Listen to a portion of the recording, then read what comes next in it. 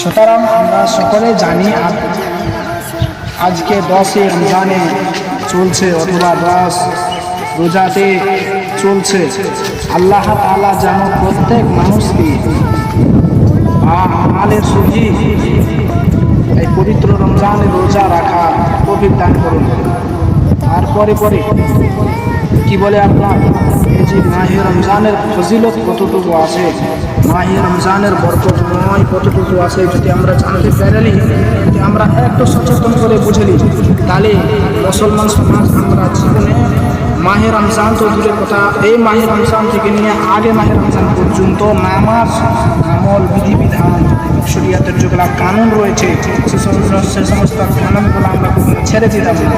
তাহলে বেরাদার মিল্লাতি ইসলামী আল্লাহ তাআলা আমাদেরকে চোখে দেখাবেন না, কিন্তু অনেক মৌলবি দিয়েছেন, অনেক মুফতি দিয়েছেন, অনেক হাফিজ দিয়েছেন, কারি দিয়েছেন, এরকম তালিব ইলম দিয়েছেন। কারণ হচ্ছে ইসলামের কিছু হিত, ইসলামের কিছু দুনিয়া, ইসলামের কিছু কানুন বোঝার জন্য, যে রমজানকে যদি আমরা এই কানুন ছাড়া কিছু বুঝতে পারতাম না, যার কারণই হচ্ছে যে রমজান মাসের কতটুকু ফজিলত রয়েছে।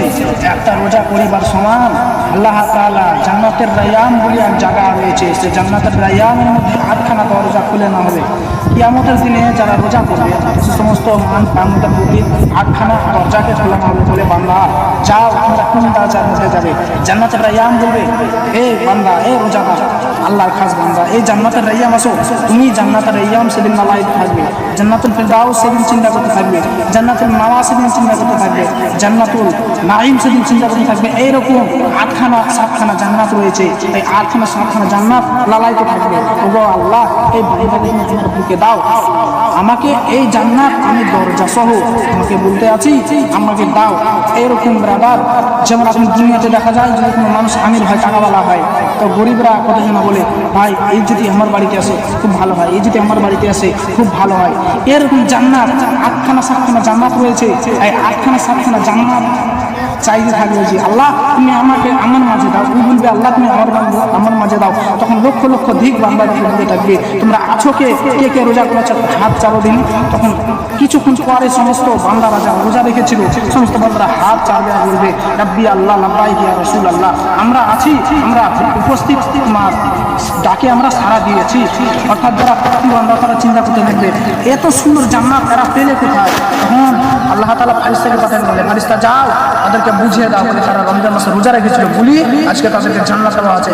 ব্রাদার, যদি মাহে রমজান রোজার যদি এত বরকত হয়, মাহে রমজান মুবারাকার রোজার বরকত যদি এত হয়, তাহলে তো সালাত মানে হচ্ছে নামাজ, নামাজের আকিদা কেমন হবে ব্রাদার মিল্লাত ইসলামিয়া?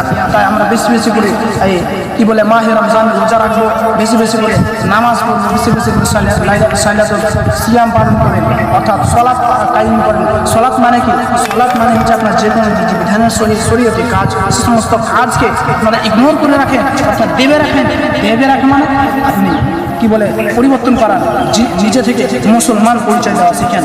আখিরি দাওয়ানি আলহামদুলিল্লাহ।